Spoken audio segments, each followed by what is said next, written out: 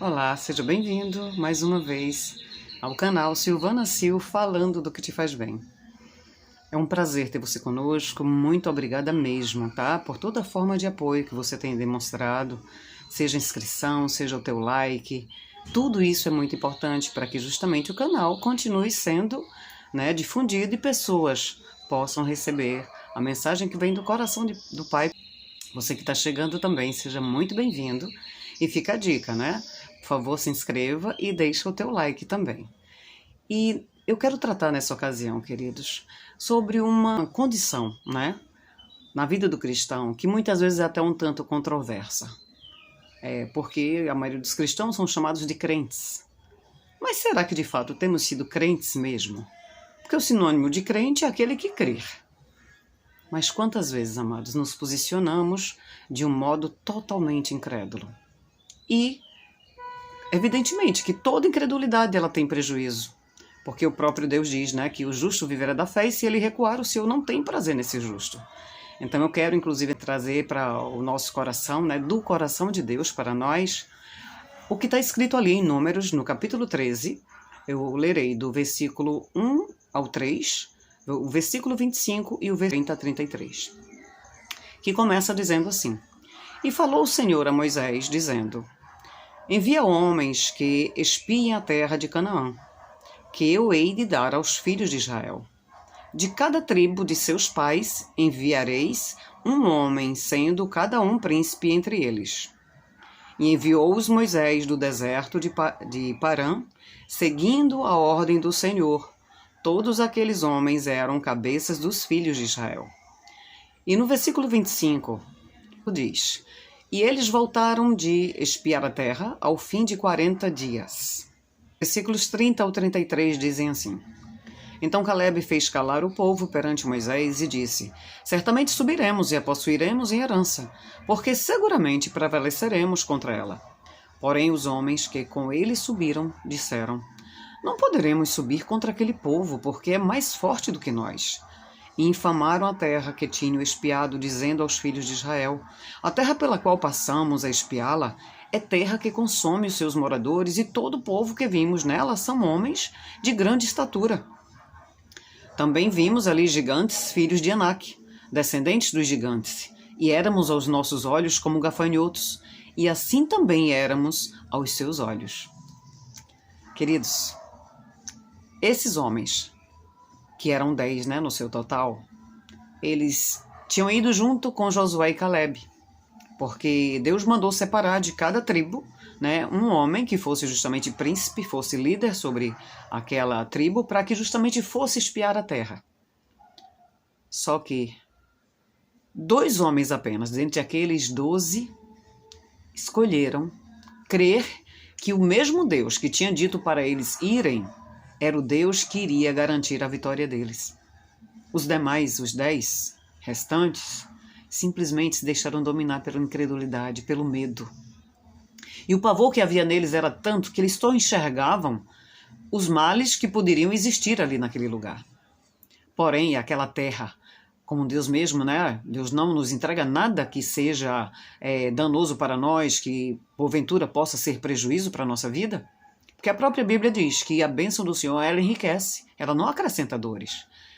E simplesmente, quando chegaram lá, eles viram cachos de uvas enormes, fora do comum.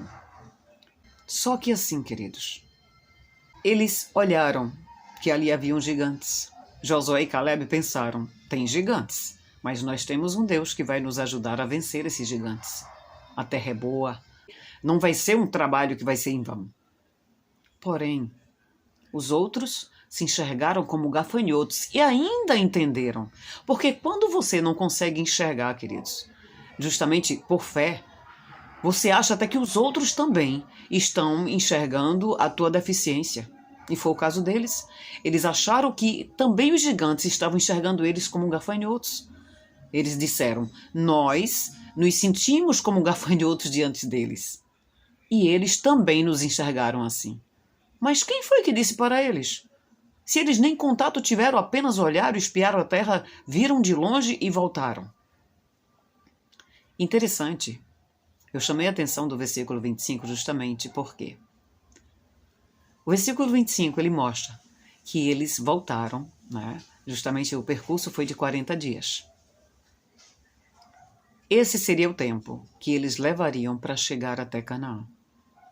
Saindo dali do deserto de Parã até Canaã, seriam 40 dias.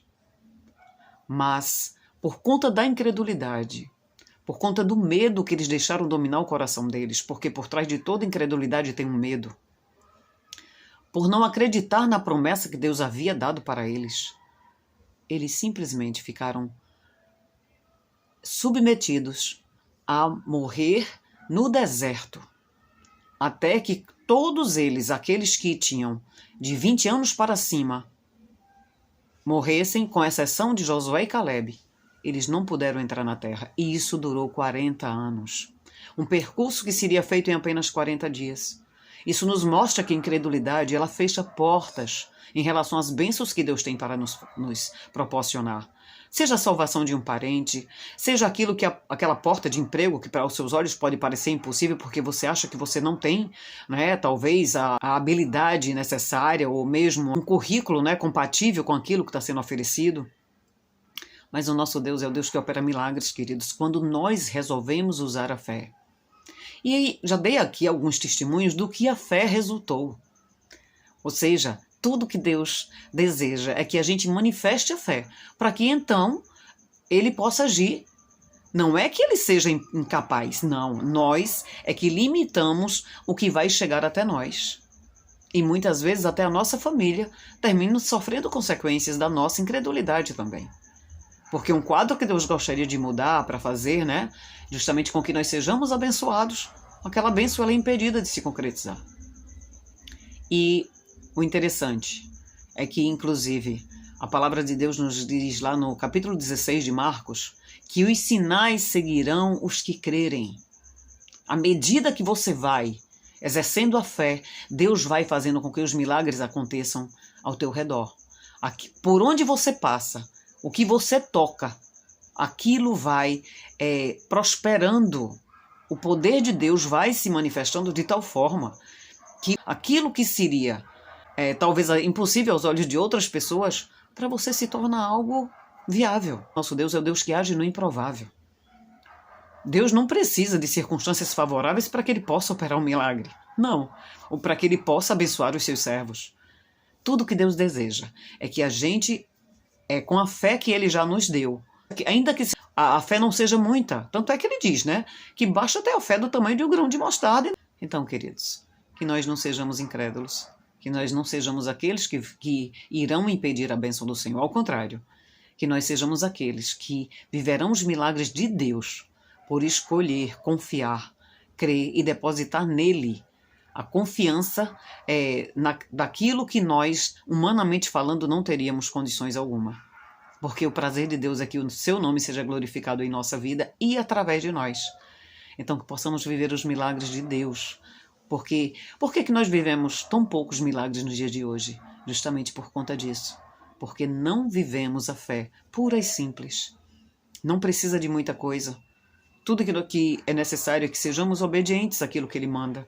Oremos e creiamos que Ele é poderoso para agir e fazer muito mais abundantemente, além daquilo que pedimos ou pensamos, de acordo com o seu poder que em nós opera. Está escrito lá em Efésios, capítulo 3, no finalzinho.